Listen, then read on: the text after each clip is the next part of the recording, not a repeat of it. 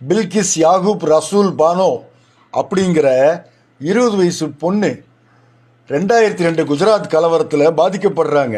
எப்படி 5 மாத கர்ப்பிணியாக இருக்கிறாங்க. கையில் 3 வயசு தாலிகாங்கிற பெண் குழந்தை. அந்த குழந்தையுடைய காலை பிடிச்சி தரையில் அடித்து கொண்டு இருக்கிறான் ஒருத்தன். அதுக்கப்புறம் 11 பேர் சேர்ந்து வன்புணர்வு செஞ்சுருக்காங்க.